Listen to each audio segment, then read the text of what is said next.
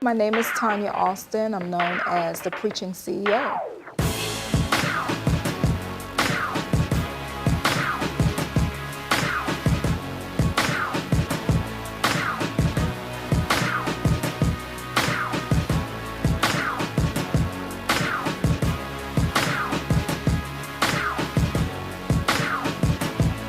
The Preaching CEO is a young woman that was called into ministry with my strong desire to help other people.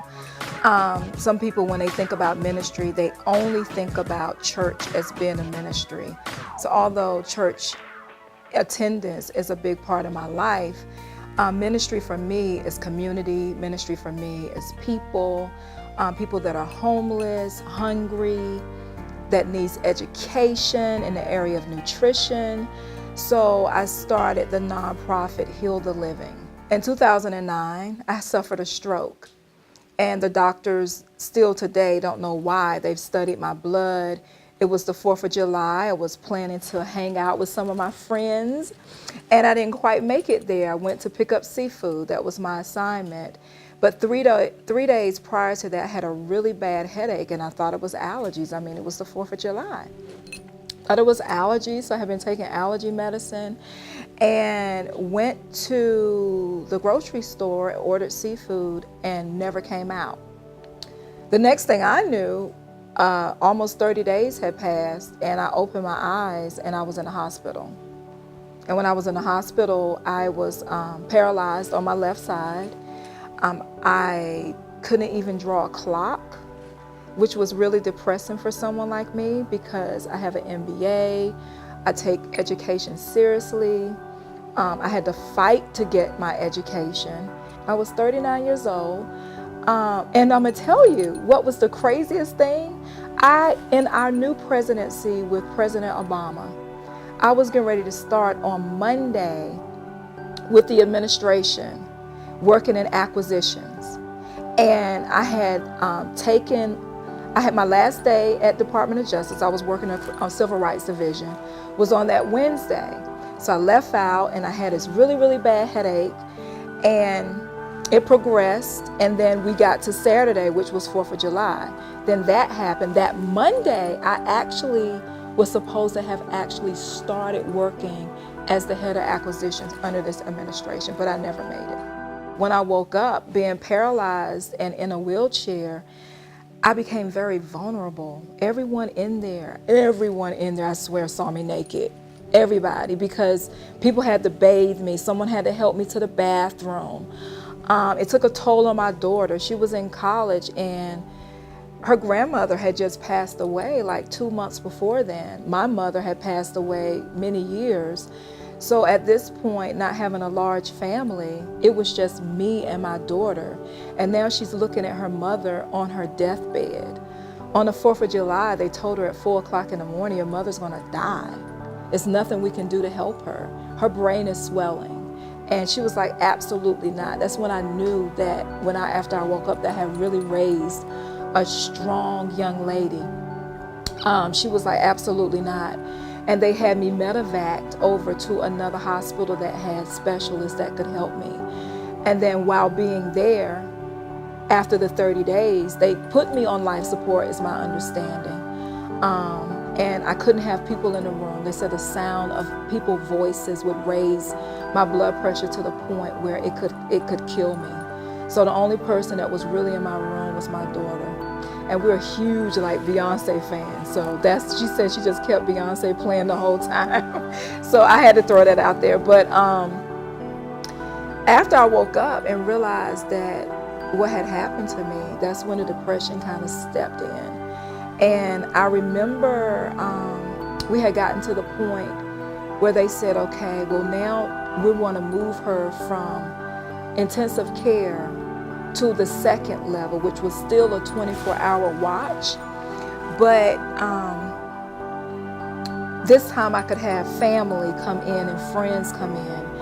And there was a group of young ladies that I had gotten my MBA with. We were tight, because it was tough going through the MBA program.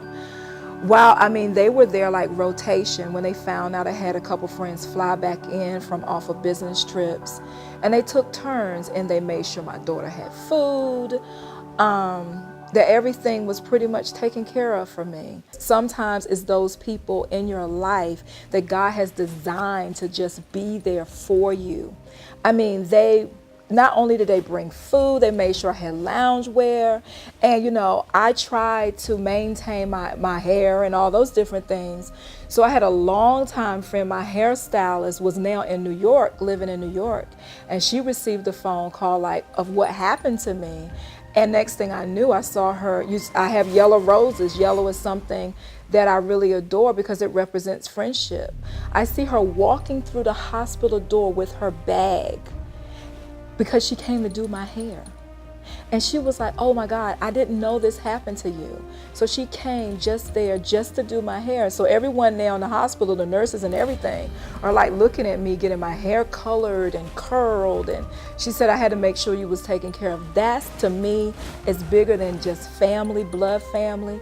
That showed me true friendship. I was born into a family. It was 2 brothers and 2 sisters. My mother was pretty much at an age where she thought she couldn't have children anymore.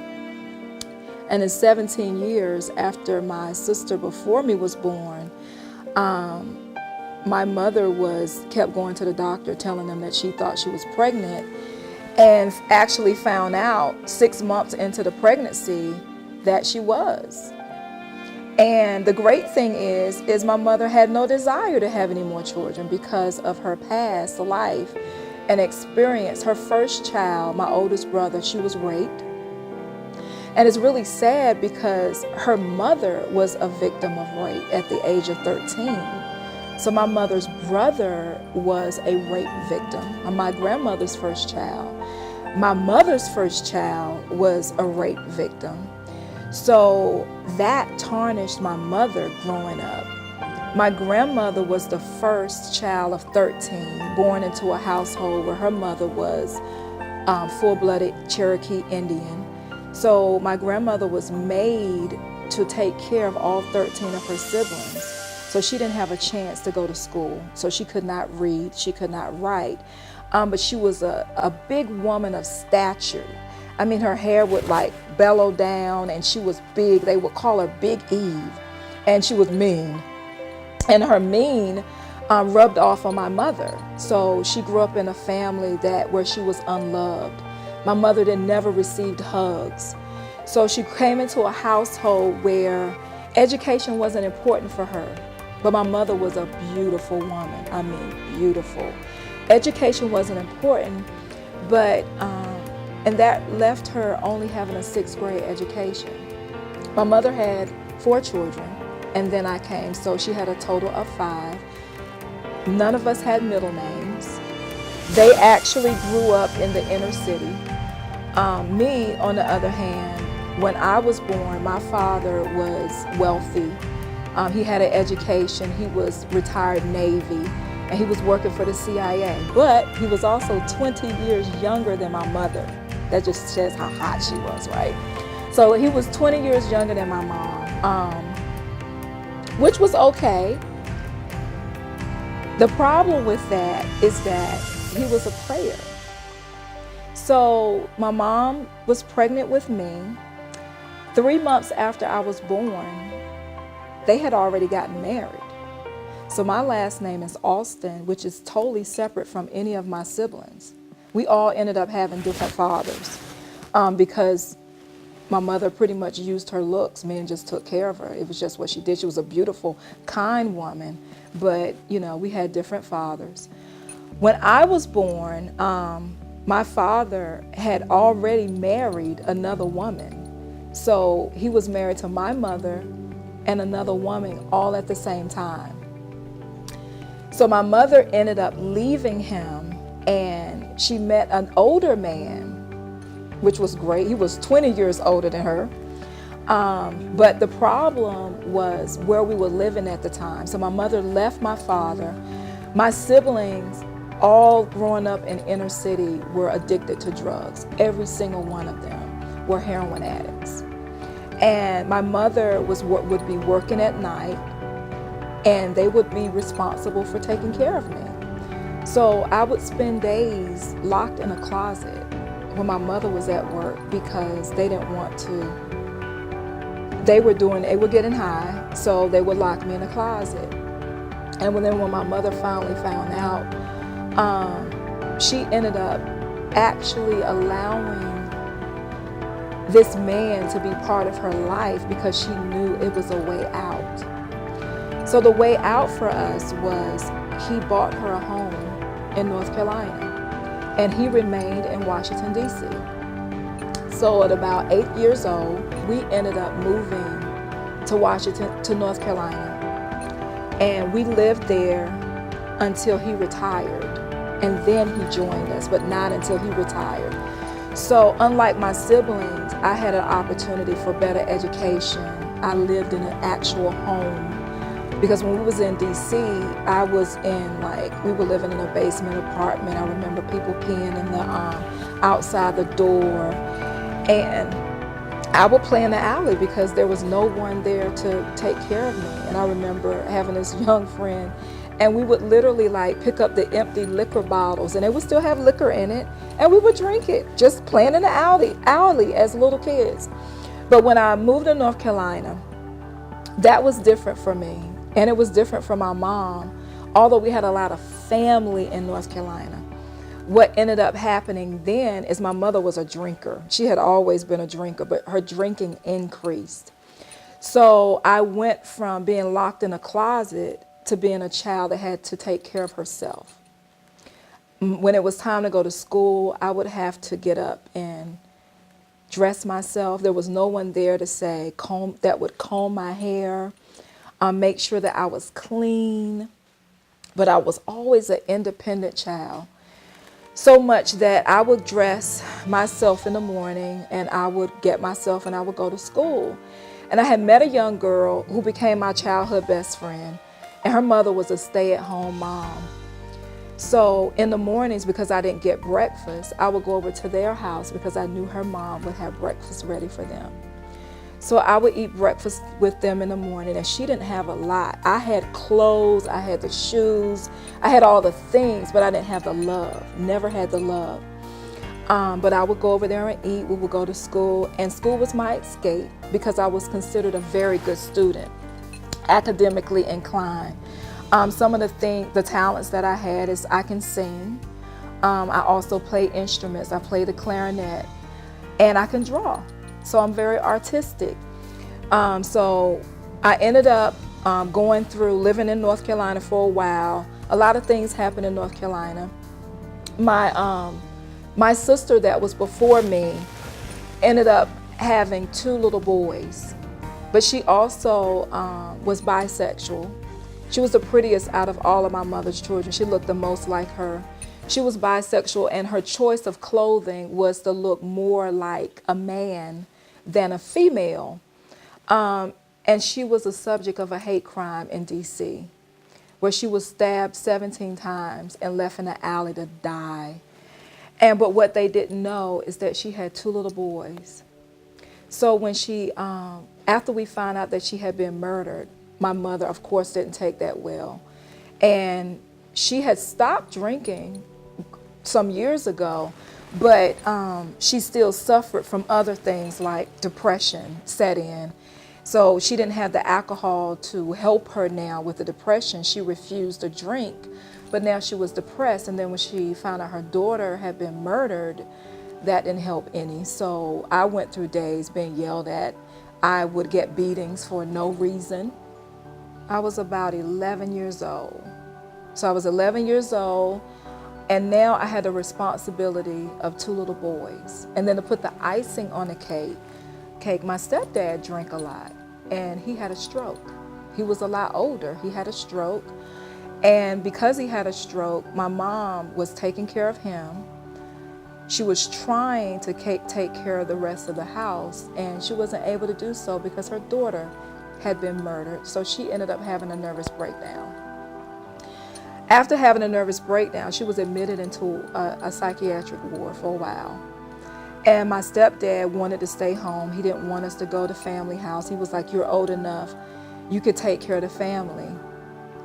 So I ended up, with the help of no sibling, I ended up being the one responsible now for my nephews, my stepdad, and myself. I'm still a child. So at about the age of 12, I'm frying chicken. I mean, who would have thought that a 12-year-old would have that type of responsibility? So years went by and my mother got better, and then she started taking on a different habit, which was a religious temperament. If whatever you did wrong, you was going to go to hell. So I grew up not realizing, not having love from her, not knowing what the love of God was. So I sought love in different places, and I met a young guy, and it was fun. We hung out and lost my virginity. So I lost my virginity, and we still maintained friends, and it was closer to the summertime. So I was scheduled to come to DC and spend the summer with my father. So I left. I knew something wasn't right, but I left. I came up to DC and I went back home. We kept hanging out. And at 15, I ended up pregnant. After I had my daughter, I took a summer job.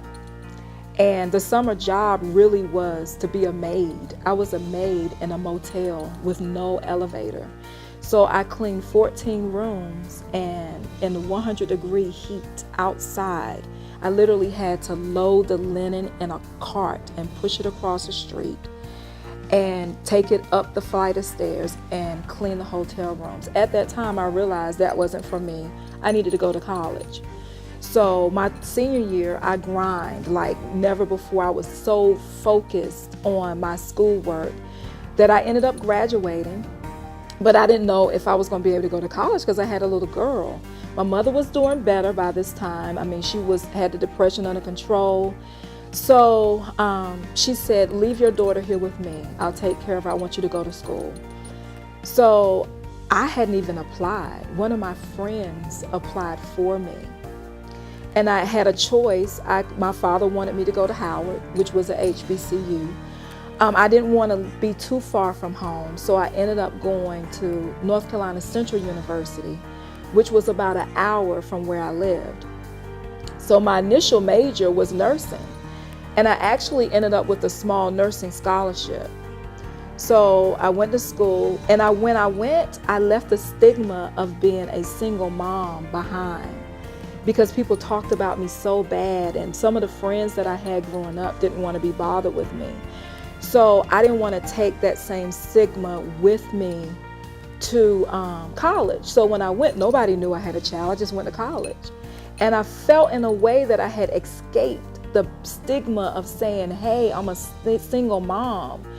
And I ended up meeting a guy while I was there, someone that I thought really cared about me. I didn't know a whole lot about him. I had dated a few guys while I was there. But this one in particular, he made me feel so great about myself. We took trips. I didn't know really what he did. I later found out that he was a drug dealer, and he wasn't like a petty drug dealer. He was almost like a drug lord. And the trips that we were going on weren't just trips for me. I had gotten myself in a situation where I shouldn't even be sitting on this couch today. And he cheated on me a lot. And when I confronted him with it, I would break up with them, and I broke up with him, and I went and got a job. And when I got the job, he would come on my job so that they would fire me. And I remember one day in particular, I caught him with another girl. And while the girl was standing there, we were arguing and fussing, and he hit me. And when he hit me, he knocked me over the couch. And I was a nursing major, and I would have to get up in the morning and be at Duke Medical Hospital by 6 o'clock in the morning. And that was when I found out that this other girl existed. So our relationship became a violent relationship where if I didn't want to be intimate with him, he would rape me. He would literally rip the clothes off of my body and rape me and force me to have sex with him. And then I recall going home one weekend where I realized that my mother wasn't able to, she had fallen back into depression again, but she didn't tell me. So I knew I had to take my daughter. So I just recall going there and seeing my daughter stare and peer at me out the door when I was leaving and crying like, please don't leave me, please don't leave me. So I had a roommate at the time, and my roommate, we was living life. She didn't like kids. She made it clear, I don't like kids. But at this point, I didn't have a choice. So I just remember putting her in my car and taking her back to school with me. And I'm like, we can do this. We can do this. So I tried. I ended up getting another job. And at this point, he kind of had backed off a little bit. I ended up getting another job, and I had signed up with some friends, some hairstylists that I knew, to do a hair show with them. And I hadn't seen them in a while. And I had my daughter with me in the car, and he just so happened to be in the area and showed up with a young lady. So on the side of the car where my daughter was sitting, he just started to kick the car door. And then my daughter, she just started screaming and crying, and I'm crying and she's crying. It never dawned on me I'm in control to just drive away. But when you're in a situation like that, it becomes mind controlling. And I didn't realize how controlling this situation was, but he was kicking the door. And I finally got the nerve to just drive away. Well, that day was the last straw for me because I saw the impact that it was having on my daughter. So I literally packed everything that I could fit in my Mitsubishi Mirage. Those were the days. They're behind me, but I'm thankful for those days. I packed up everything I could, and my brother told me that I could come live with him and his new wife. So I moved to DC. I ended up getting a job in retail. I met some dynamic people while I was living up here. And that still was not my last encounter. So because he knew that I could sing, which was one of my talents, he had moved to Atlanta. He was really running from the police. So he moved to Atlanta. He had started a record label. And I got a phone call. And this was probably about 4 months into me living in the Maryland area. I got a phone call, and he said, hey, I want you to come and sing background for me on a track. He flew me to Atlanta. I went.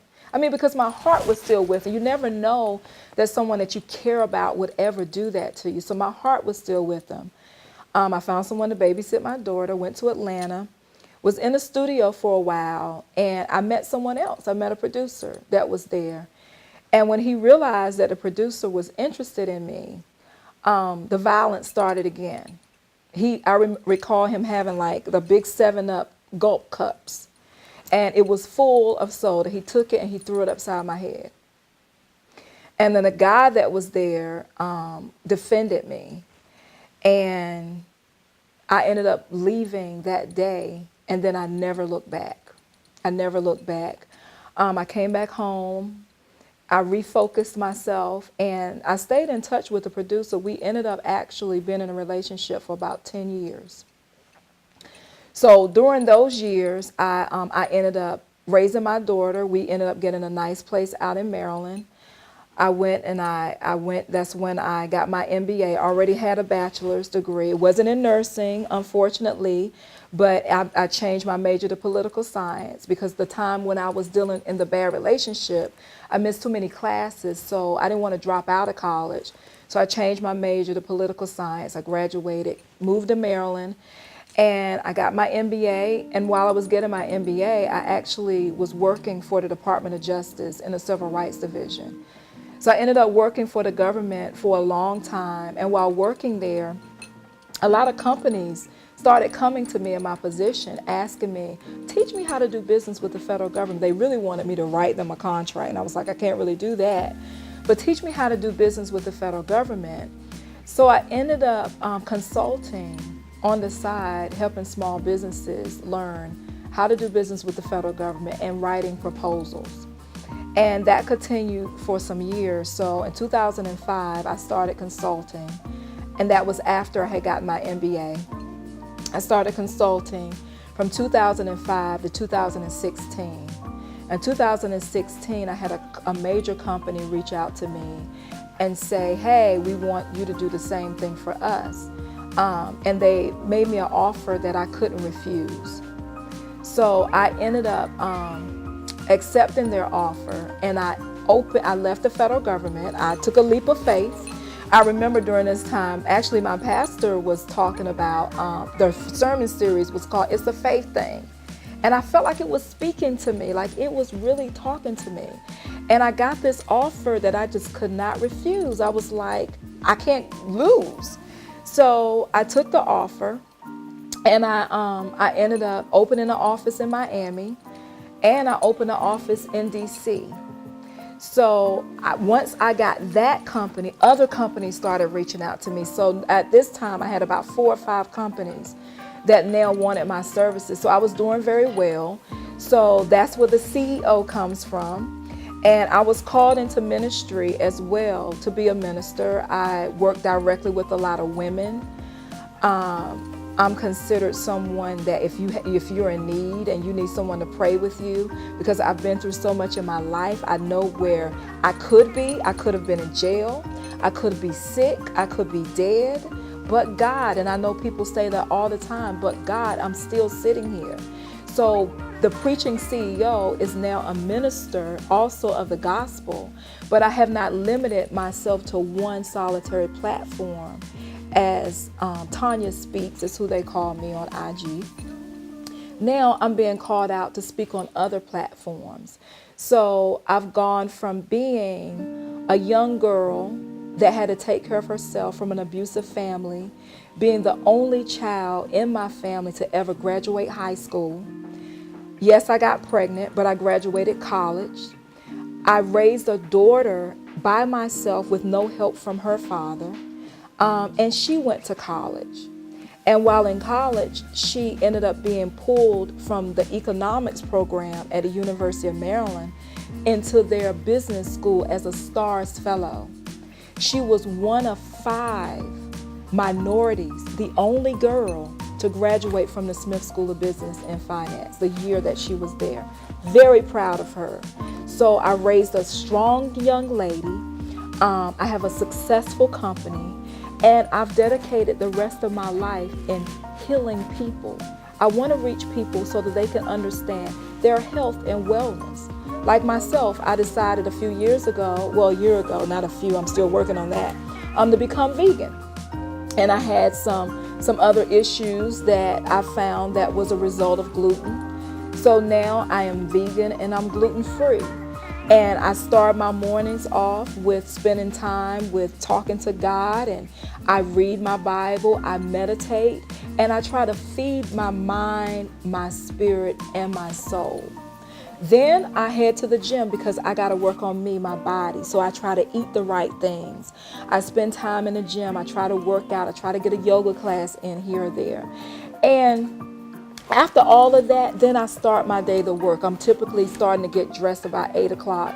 My days can be long. I've worked to 2 and 3 o'clock in the morning, but sometimes that's what it takes to be successful. And I have a couple young ladies now that I'm actually mentoring. And I'm so proud that they're also young entrepreneurs, young ladies that have overcome molestation and abuse. And I'm able to make an impact in their life. That's why Heal the Living is so important to me.